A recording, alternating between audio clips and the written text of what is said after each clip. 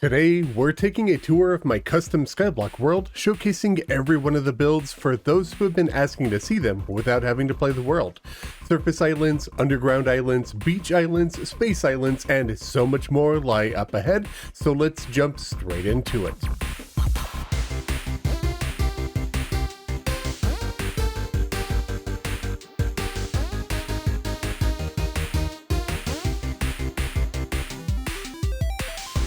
Greetings friends, Khaios here. This is my custom Skyblock world, a video build project I released a couple of weeks ago. In it, I built a world that has 30 different floating island biomes for you all to explore for a different take on the Skyblock world seed.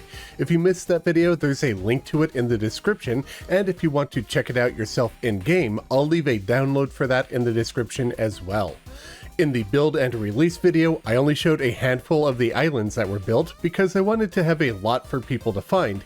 However, as people pointed out in the comments, not everybody is able to download and play the world, nor is everybody interested in playing in Skyblock, but people still wanted to see all of the builds, so today we are taking a full tour of the world. While most of these builds were done off camera and I can't show time lapses of them being built, I can briefly talk about the islands while I give you all a look.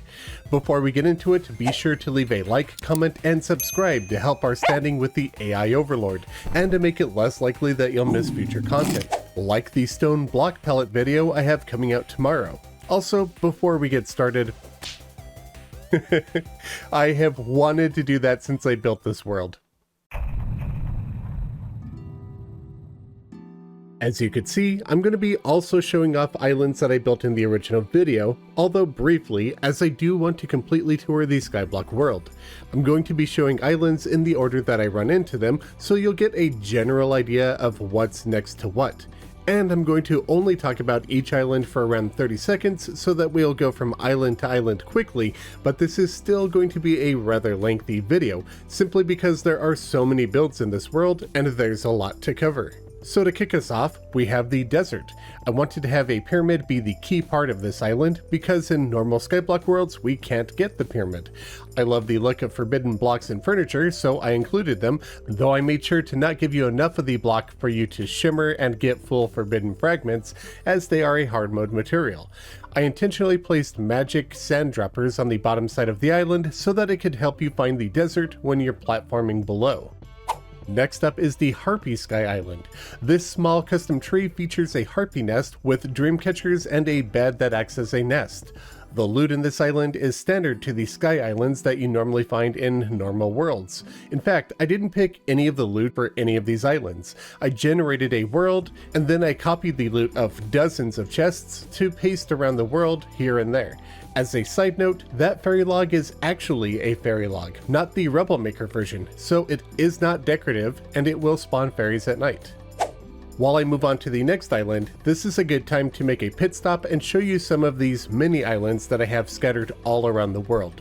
These simply have a lantern so that they are easier to see at night as well as underground, and they have wooden arrow signs that point in the directions of the nearest sky islands. There are around a dozen of these to help direct you towards various points of interest in the world. As it just so happens, the next island on the list is another covered in the original video, the snow biome. The snow cloud is the only weather cloud that I can tolerate the falling particles of, as they're not nearly as offensive to the eyes, so I didn't cover them in echo blocks. As you can tell, the chest here is a snow chest. I tried to use thematic chests in all of the islands. In this case, it has loot from the underground snow biome, as I didn't build a dedicated island for that purpose. Next up is the first island to not show up in the original video. This is the Graveyard Sky Island. Graveyards are one thing that I've always thought Terraria should generate straight into the world, as they are incredibly atmospheric, so I went ahead and added one into this world. This island has several tombstones that have little references to my friends as a fun Easter egg, several of which reference our D&D campaign. There are also two chests, one with some graveyard stuff in it, and another that is locked. I wonder what could be in there. A short trip away leads us to one of the builds that I'm most proud of in this world, and it's a big one. I knew from the onset of this project that I wanted to have a sky island that was just a living tree, and this is my take on that. This custom living tree is made of living wood, fey wood, living leaf, mahogany leaf, and pine tree and living leaf walls. Even though we can get a living loom from Shimmering now, I wanted to add a living loom here in one of the two houses that I built in the tree. I thought these little wooden bulbs were a fun way of incorporating houses into the build without sticking everything into a root system that doesn't exist. The chests both contain typical living tree loot in them. Continuing on from there, we have the dungeon, which was also showcased in the original video. As you approach the dungeon entrance, just watch your step, as I set up the broken bridge in a way that it will crumble out from under your feet. I wanted the dungeon to feel really worn and overgrown, so I made sure to add brown moss, my favorite, as well as stone and boulder block mixed into the structure to give it a more broken appearance. There is more to the dungeon underground, but I'll save that for the end of the video. Just past the dungeon, you'll find this mysterious indicator. I have two of them in the world. Obviously, the ocean sky islands will be at the beach, but I didn't want them to be too simple to find, so I threw down these indicators at each coast as a way to just tell you to look around until you find it. And now we're to the first beach island, which was technically in the original video. However, it looks a bit different now, as I decided to expand it and give it cascading waterfalls. I also swapped out the water chest for a jellyfish chest, though it still contains typical ocean loot within it. I didn't use a lot of critters in this world, but this is one of the builds where I did. If I'm being perfectly honest, I saved the best ocean build for the opposite coast, but now that we're done with the west coast, we're going to be working in that direction. We're going to be taking a look at the Sky Islands to the right of spawn, and first up is going to be both an island that you haven't seen yet, and at the same time, one you have. Unless this is the first time that you're seeing this world. In the original video, I built the Corruption Island in such a way that it would look good both in the Crimson and the Corruption, so I thought in today's video I would showcase what it looks like in the Crimson. It's the same as the alternate evil version, including the chest loot, as that chest only has standard wooden loot inside of it. The Crimson Altar and Hearts are both the real deal and will do exactly what you expect them to do. They are not decorative. Up into space, and we finally get to see the Moon Sky Island in its final home. In the build video, I made it next to spawn with the intent of relocating it in Tierret, but here's what it looks like when it's actually in space. I think it fits really nicely and it looks even better at night, all thanks to the star cloud. Just like with the desert island, water droppers on this island were intended to help you know when you're getting closer to finding the moon. This sky island, just like the Harpy one, has sky loot in its chest. I don't really like to boast, but this next island is something that I'm rather proud of in all honesty, mostly due to the clouds. I wanted to go with a totally different approach, so I designed them based on Kumo. As you could tell, this island is inspired by a Japanese onsen with a sakura tree, lily pads, and a small house with a stink bug blocker to prevent NPCs from moving in before you could find it. The bamboo was grown in water, then the water was drained, in case you didn't know that bamboo doesn't break when you remove its water source. Over the lily pads, which were built out of cactus platforms, I have deep pink painted snow piles from the Rubble Maker as well as an oasis plant. Welcome to the jungle. We have already seen this build. This skull rock was a lot of fun to build, so if you want to see how it was done, be sure to check out the original build video. Originally, I wasn't sure what to put in this chest, but in the end, I decided to just give it surface loot instead of underground jungle stuff, because I decided to add a few underground jungle related builds, which we'll take a look at soon, but we have one more build to check out on the surface first. We have finally arrived at the other ocean, and as you could see, I went with a totally different style from the other coast. This shipwreck was inspired by my friend Kyushin, who is a big fan of them. I wanted this ship torn in half on two different islands, with a large fallen mast acting as a bridge between the two. Jungle grass provides vines, living leaf walls make moss, and there's plenty of sand, water, and coral to keep the feeling that this is indeed at the ocean. I thought it would be fun to have a few palm trees growing throughout the shipwreck, and because it's such a large build, I gave it 2 chests to reward your exploration. Now, let's dive into the underground islands. The first island below the surface is very small. I wanted to add an enchanted sword shrine here. As you can tell by the background, this is somewhere near the ocean. I wanted this build to be lit up by a beam of light shining down onto the sword.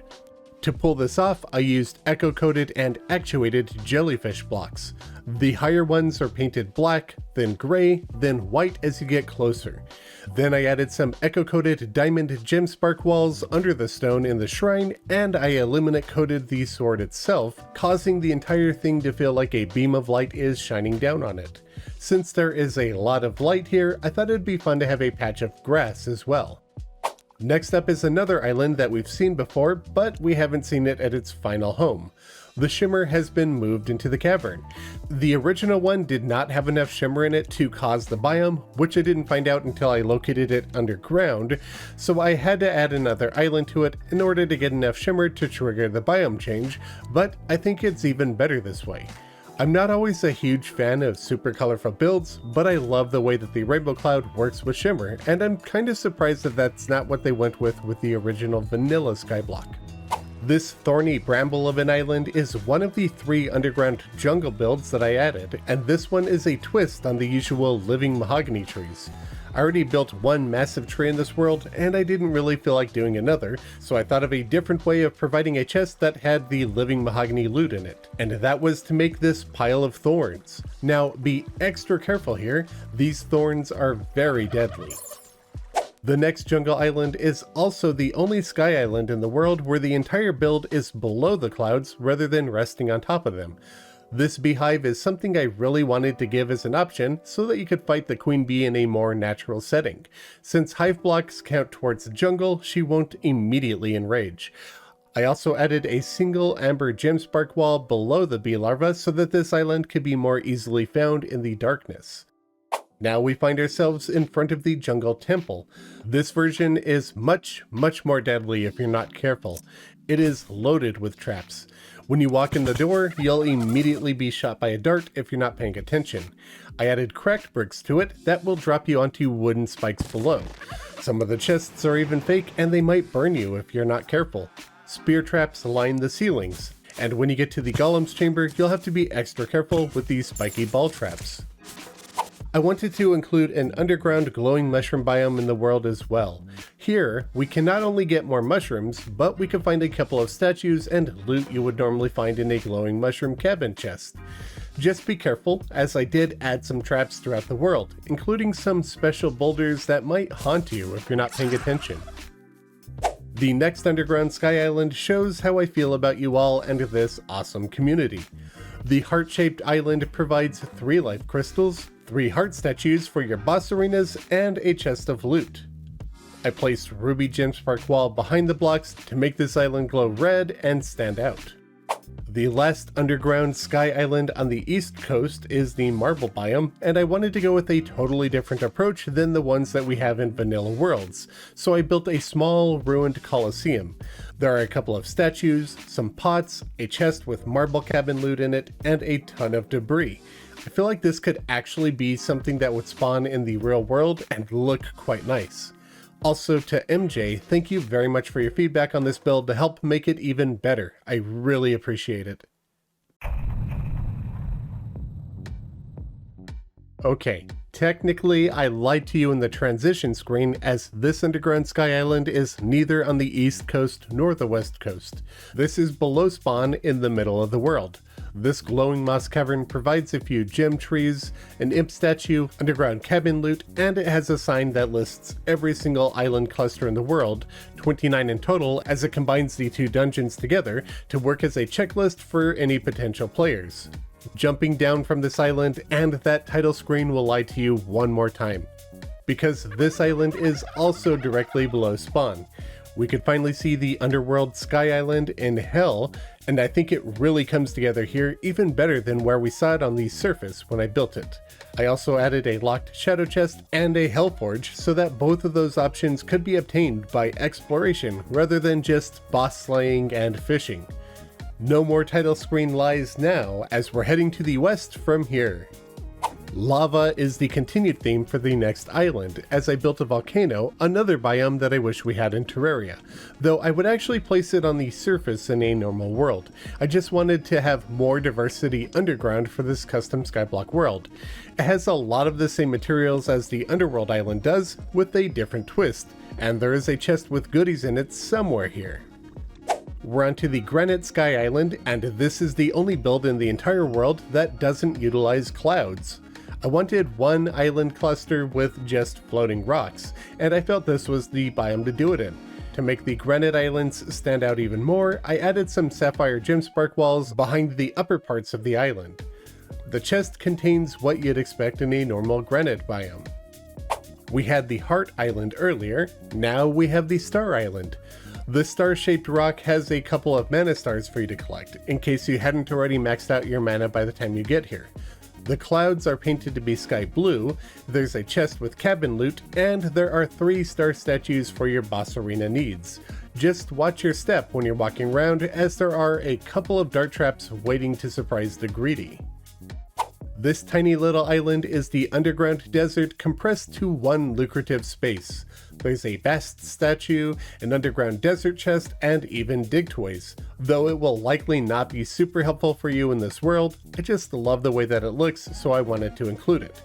The sign, for those of you who are curious, is just talking about how the magic conch provided in the chest will not teleport you to the ocean on a Skyblock world, as the teleportation requirements don't exist in Skyblock.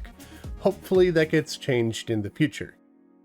We had a Pal World summon in the last island, and we're going to have one on this island. This stone dragon skull is home to a highly requested mount, the Chillet. Ruby gemspark around the eyes and nose help it stand out in the darkness. The Mighty Tidy gives it sharp-looking stone teeth. The stone chest inside of it has cabin loot. I even added a glow tulip, as there isn't a way to get that normally in Skyblock. This island might seem like a peaceful cave with gems scattered around and a small campsite, but it's actually not a safe retreat. Look out above, because it might rain spiders down upon you. And if those don't get you, look out below, because we have a spider cave resting down there as well. This island was added to give Skyblock access to the web slinger and a webbed chest. And finally, here we are back at the dungeon. We have one area left to show in this tour, so at long last we're going down the hatch. Trust the builder and you'll be fine, but if you don't, you might just go splat. After a substantial fall, if you trusted me, then you'll land in a small pool of water. Here we have the underground dungeon. This build is one that I really enjoy the vibe of, as it has several decorative pieces that we're unable to get in normal Skyblock worlds, and it has all of the biome chests in it, including both of the evil chests. It has books, water candles, a water bolt, and locked chests. It is a dungeon in every way, just a teeny tiny one. It even has cracked brick traps that lead to spiky death pits. In this case, just one large island of them, which means you will actually be able to build with spikes and spike block in this version of Skyblock as well. And that's the entire world, all 30 sky islands from spawn to dungeon and back again. I highly encourage you play it yourselves, and if you're interested, there is a download in the description. But if you're not, I hope you all enjoyed the tour. If you all liked the hard work that was put into this world, be sure to let me know in the comments, and leave a like to help the channel out. And subscribe so you're less likely to miss any of my future content. A special thanks to my biggest supporters for the month, Kasu and Slathozar Porb, and be sure to check out my channel artist, MythicalWater, linked in the description below. Thank you all very much for watching. Be back soon with a new video. Happy building.